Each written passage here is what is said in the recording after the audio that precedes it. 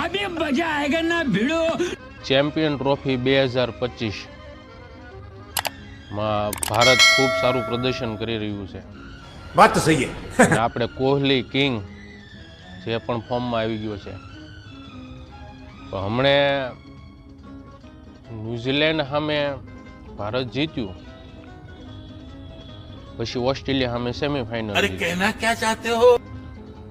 આ જોઈને નરેન્દ્ર મોદી સાહેબે કોહલીને ફોન કર્યો કે ખૂબ મજા આવી જોવાની, પણ તમે શતક ચૂકી ગયા એનું દુઃખ થયું.